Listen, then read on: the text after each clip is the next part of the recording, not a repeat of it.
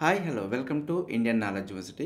ఈరోజు విద్యా ఉద్యోగ సమాచారం చూసుకుంటే చాలా విషయాలు రావడం జరిగింది. అదేవిధంగా ఈ వీడియో చూస్తున్న వారు లైక్ చేయడం మాత్రం మర్చిపోద్దు. మీరు చేసే లైక్ వల్ల ఎడ్యుకేషన్కి సంబంధించిన ఛానల్ని కొద్దిగా ఎంకరేజ్ చేసినట్టు అవుతుంది. సో అదేవిధంగా మరికొంతమందికి ఎడ్యుకేషన్ సంబంధించిన సమాచారం అయితే చేరడం జరుగుతుంది. సో మనం వివరాలు చూసుకుంటే డిఎస్సి ఫైనల్ కీలోను తప్పులంటూ మనకు ప్రధానంగా అయితే వార్త రావడం జరిగింది. మనకు డిఎస్సి కార్యాలయానికి బాధితుల క్యూ, రివైజ్డ్ కీ విడుదల చేయాలంటూ డిమాండ్ చేయడం జరిగింది. సవరించి న్యాయం చేయాలని అభ్యర్థులు వేడుకోవాలంటూ మనకు ప్రధానంగా అయితే వార్త రావడం జరిగింది. డిఎస్సి అయితే ఆది నుంచి కొంత అవాంతరాలతోటే నడుస్తుందని చెప్పుకోవచ్చు.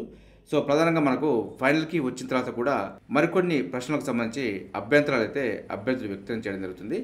సో మొత్తానికైతే మనకు జూలై 22, 23 జరిగిన ఎస్జిటి ఫైనల్ కీపై అభ్యంతరాలు వెలుబుచ్చారంటూ మనకు ఇవ్వడం జరిగింది. సో దీనికి సంబంధించి తప్పులు సవరించి మార్కులు కలపాలంటూ అభ్యర్థులు అయితే కోరడం జరుగుతుంది. డిఎస్సిలో హాఫ్ మార్క్ కూడా చాలా వాల్యుబుల్ కాబట్టి మనకు ప్రతి మార్కుని వాళ్ళు కౌంట్ చేసే ప్రయత్నం చేస్తున్నారు. దీనికి సంబంధించి చూసుకుంటే అభ్యర్థుల అభ్యంతరాల నేపథ్యంలో డిఎస్సి ఫలితాలు ఆలస్యమయ్యే అవకాశం ఉందంటూ మనకైతే ఇవ్వడం జరిగింది. 100 మందికి పైగా అభ్యర్థులు ఫైనల్ కీపై అభ్యంతరాలు వ్యక్తం చేయగా వాటిని పరిశీలించి మరోసారి సబ్జెక్టు నిపుణుల కమిటీకి ఆధారాలు పంపిస్తామంటూ పాఠశాల విద్యాశాఖలోని ఒక అధికారులు కూడా పేర్కొన్నట్టు మనకు ఇవ్వడం జరిగింది. తప్పులు నిజంగానే దొర్లాయని నిపుణుల కమిటీ కనుక గుర్తిస్తే మళ్ళీ రివైజ్డ్ కీని విడుదల చేయాల్సి ఉంటుందంటూ ఇవ్వడం జరిగింది. ఆ తర్వాత డిఎస్సిలో వచ్చిన మార్కులు, టెట్ మార్కులను కలిపి మనకు జనరల్ ర్యాంకింగ్ లిస్ట్ అయితే విడుదల చేయాల్సి ఉంటుంది. అనంతరం 1:3 జాబితాను విడుదల చేసి అభ్యర్థులకు సర్టిఫికేట్ వెరిఫికేషన్ చేపట్టి మెరిట్ ప్రకారం నియామక పత్రాలు అందజేస్తారు. కాబట్టి అయితే తుదికీలో కనుక తప్పులు దొరికితే మాత్రం ఈ ప్రక్రియ అంతా జరగడానికి మరికాస్త సమయం పట్టే అవకాశం ఉందంటూ ఇవ్వడం జరిగింది. దీనికి సంబంధించి కొన్ని క్వశ్చన్స్ కూడా మనకు రైజ్ చేయడం జరిగింది. వీటికి సంబంధించి ప్రత్యేకమైన వీడియో అయితే మన ఛానల్ అందుబాటులో ఉంది. ఒకసారి వాటికి సంబంధించిన క్వశ్చన్స్ని చూసే ప్రయత్నం చేయండి. అదేవిధంగా మరొక పాయింట్ చూసుకుంటే మనకు ఇంజనీరింగ్ సీట్ల పెంపునకు అనుమతి అంటూ మరొక వార్త కూడా ఇవ్వడం జరిగింది. సో దీనికైతే మ్యాప్ కౌన్సిలింగ్ జరపాలంటూ హైకోర్టు, ప్రవేశాలు తుది తీర్పునకు లోబడి ఉంటాయని వెల్లడి అంటూ మనకు ఇవ్వడం జరిగింది. సో మనకు రాష్ట్రంలోని ప్రైవేటు ఇంజనీరింగ్ కాలేజీలో సిఎస్సి సీట్లకు పెంపునకైతే ఏఐసిటిఈ ఆమోదించడంతో పాటు జేఎన్టీయూ ఎన్ఓసి ఇచ్చిన తర్వాత కూడా రాష్ట్ర ఉన్నత విద్యాశాఖ అనుమతి ఇవ్వకపోవడాన్ని హైకోర్టు అయితే తీవ్రంగా ఆక్షేపించింది. సీట్ల పెంపునకు అనుమతించాలని ప్రభుత్వానికైతే స్పష్టం చేయడం జరిగింది. సో దీంతో ఆ సీట్ల భర్తీకి మ్యాప్ ఆఫ్ కౌన్సిలింగ్ నిర్వహించాలంటూ, తద్వారా జరిగే అడ్మిషన్లను తమ తుది తీర్పునకు లోబడి ఉంటాయంటూ పేర్కొనడం జరిగింది. సో మొత్తానికైతే మనకు ఇంజనీరింగ్ సీట్లకు సంబంధించి మధ్యంతర ఉత్తర్వులు అయితే జారీ చేయడం జరిగింది. కొత్త కోర్సుల ప్రారంభం, సీట్ల పెంపు కుదింపు, అదేవిధంగా కోర్సుల విలీనం రద్దుకు నిరాకరిస్తూ రాష్ట్ర ప్రభుత్వం గత నెల 24న ఇచ్చిన మెమోను సాంకేతిక విద్యా చట్టంలోని 20వ సెక్షన్ను సవాల్ చేస్తూ పలు విద్యా సంస్థలు అయితే హైకోర్టులో 11 వ్యాజ్యాలను దాఖలు చేయడం జరిగింది. సో ఈ కేసులో అయితే మధ్యంతర ఉత్తర్వులు అయితే జారీ చేసి కౌన్సిలింగ్కి అయితే అనుమతించిందని చెప్పుకోవచ్చు. ఇది మనకు ఇంజనీరింగ్ సీట్ల పెంపుకు సంబంధించి కొంత ఇన్ఫర్మేషను. అదేవిధంగా మనకు విదేశీ విద్యా స్కాలర్షిప్ కోసం దరఖాస్తుల ఆహ్వానం అంటూ మరొక వార్త కూడా ఇవ్వడం జరిగింది. విదేశాల్లో విద్యను అభ్యసించే ఎస్సీ విద్యార్థుల నుంచి ఉపకార వేతనాల కోసం దరఖాస్తులు ఆహ్వానిస్తున్నట్టయితే మనకు వార్త ఇవ్వడం జరిగింది. సో ప్రతి ఏటా 125 మంది విద్యార్థులు అయితే ఎంపిక చేస్తున్నట్టు పేర్కొనడం జరిగింది.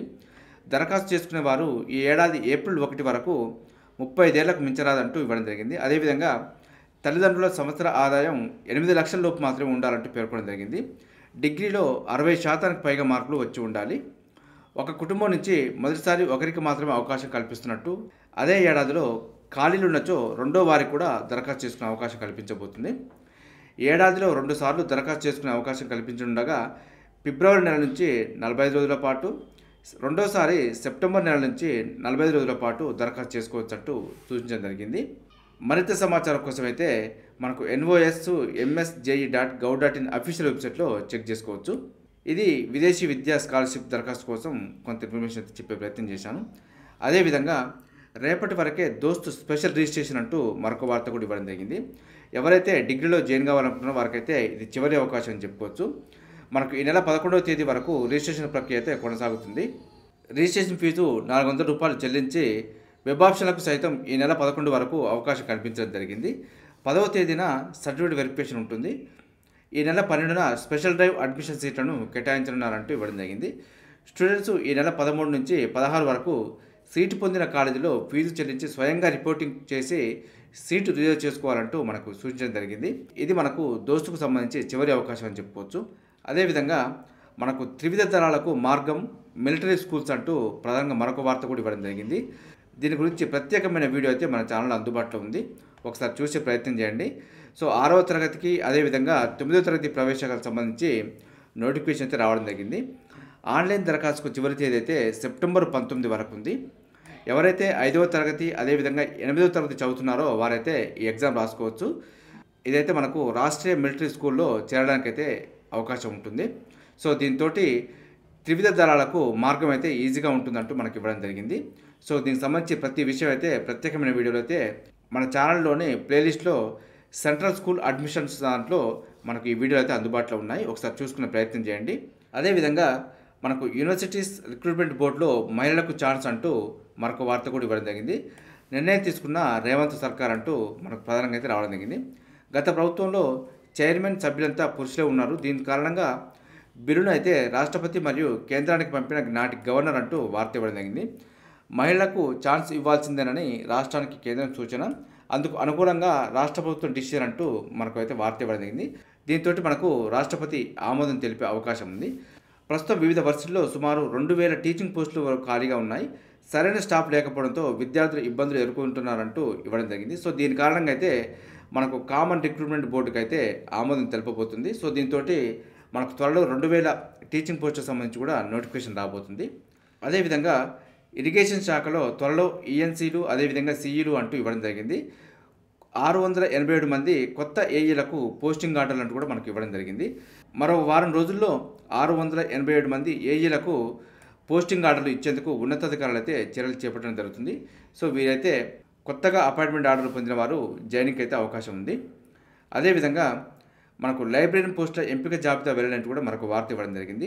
సాంకేతిక కళాశాల విద్యా కమిషనర్ పరిధిలో లైబ్రరీ పోస్టులకు ఎంపికైన 64 మందితో కూడిన అభ్యర్థుల జాబితాను అయితే టీజీపీఎస్సీ సోమవారం ప్రకటించింది. అభ్యర్థుల వివరాలు అయితే మనకు అఫీషియల్ వెబ్సైట్ అందుబాటులో ఉన్నాయి. ఒకసారి చూసుకునే ప్రయత్నం చేయండి. అదేవిధంగా మనకు న్యూ ఇండియా అష్యూరెన్స్ కంపెనీ లిమిటెడ్లో ఏవో పోస్టుల భర్తీకి నోటిఫికేషన్ అయితే విడుదలైంది. మొత్తం పోస్టులు అయితే 170 అందుబాటులో ఉన్నాయి. మనకు ఆన్లైన్ దరఖాస్తుకు చివరి తేదీ సెప్టెంబర్ 29 వరకు ఉంది. అదేవిధంగా Jawaharlal Nehru aluminium research development and design సెంటర్లో 14 పోస్టులకు సంబంధించి కూడా నోటిఫికేషన్ రావడం జరిగింది. మనకు అఫీషియల్ వెబ్సైటు jnarddc.gov.in అఫీషియల్ వెబ్సైట్లో ఒకసారి చెక్ చేసుకునే ప్రయత్నం చేయండి.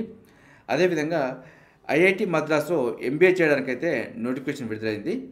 మనకు డిగ్రీ 60% మార్కులతో ఉత్తీర్ణులైన వారు అప్లై చేసుకోవచ్చు అంటూ ఇవ్వడం జరిగింది. ఆన్లైన్ దరఖాస్తుకు చివరి తేదీ అక్టోబర్ 20 వరకు ఉంది. సో ఇలాంటి ఉన్నతమైన సంస్థలలో ఎంబీఏ చేయడం అనేది మీ భవిష్యత్తుకు ఒక బంగారు బాట వేసుకున్నట్టు అవుతుంది. సో ఒకసారి మీరు అప్లై చేసే ప్రయత్నం చేయండి. సీటు రాని రాకపోని కానీ ఇలాంటి ఉన్నతమైన విద్యా సంస్థలో అడ్మిషన్కు అప్లై చేసుకుంటే మీకు ఒక అవగాహన అయితే వచ్చే ప్రయత్నం జరుగుతుంది. అదేవిధంగా ముంబైలోని ఏఐ ఇంజనీరింగ్ సర్వీసెస్ లిమిటెడ్లో కూడా 76 ఒప్పంద పోస్టుల భర్తీకి నోటిఫికేషన్ అయితే రావడం జరిగింది. సో దీనికైతే ఆన్లైన్ దరఖాస్తు చేసుకోవడానికి అవకాశం లేదు, ఆఫ్లైన్ ద్వారా చేసుకోవాలి. మరింత సమాచారం కోసం అయితే AIESL.in అఫీషియల్ వెబ్సైట్లో చెక్ చేసుకోవచ్చు. ఆఫ్లైన్లో దరఖాస్తుకు చివరి తేదీ సెప్టెంబర్ 24వ తేదీ వరకు ఉంది. దీనికి సంబంధించి మరింత సమాచారం అయితే అఫీషియల్ వెబ్సైట్లో చెక్ చేసుకునే ప్రయత్నం చేయండి. అదేవిధంగా పూణేలోని యూడీసీ మరియు ఎల్డీసీలకు సంబంధించి కూడా నోటిఫికేషన్ అయితే రావడం జరిగింది. సో మనకు వయసు వచ్చి 18 నుంచి 27 ఏళ్ళు మించకూడదు. ఆన్లైన్ దరఖాస్తుకు చివరి తేదీ సెప్టెంబర్ 19 వరకు ఉంది. అదేవిధంగా పూర్తి సమాచారం కోసం అయితే ICMR.NSC.in అఫీషియల్ వెబ్సైట్లో చెక్ చేసుకునే ప్రయత్నం చేయండి. మరో నోటిఫికేషన్ చూసుకుంటే మనకు న్యూఢిల్లీలోని బ్యూరో ఆఫ్ ఇండియన్ స్టాండర్డ్స్లో గ్రూప్ ఏబిసి పోస్టులకు సంబంధించి 345 పోస్టులు అయితే నోటిఫికేషన్ రావడం జరిగింది. సో మనకు ఆన్లైన్ దరఖాస్తుకు చివరి తేదీ సెప్టెంబర్ 30 వరకు ఉంది.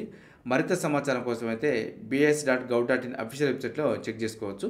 అదేవిధంగా పూణేలోని Indian institute of tropical meteorology 2024-25 విద్యా సంవత్సరానికి పిహెచ్డీలో ప్రవేశాలకైతే దరఖాస్తులు స్వీకరిస్తుంది. ఆన్లైన్ దరఖాస్తుకు చివరి తేదీ సెప్టెంబర్ 16 వరకు ఉంది.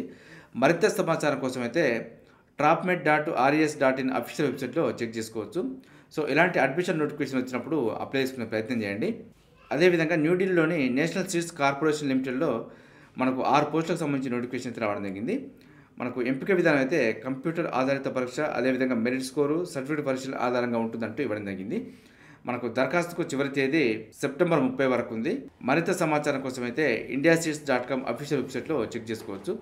అదేవిధంగా ఫరీదాబాద్లోని translational health science and technology ఇన్స్టిట్యూట్లో ఒప్పంద ప్రతిపాదకన వివిధ ఉద్యోగాల భర్తీకి దరఖాస్తులు అయితే కోరుతుంది.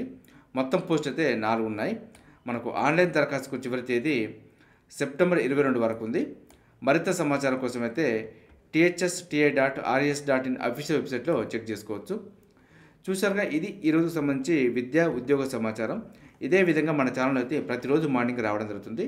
వీటితో పాటు అడ్మిషన్ నోటిఫికేషన్స్ మరియు రిక్రూట్మెంట్ నోటిఫికేషన్ సంబంధించి ఎప్పటికప్పుడు అప్డేట్ సమాచారం అయితే మీకు అందించే ప్రయత్నం చేస్తున్నాను.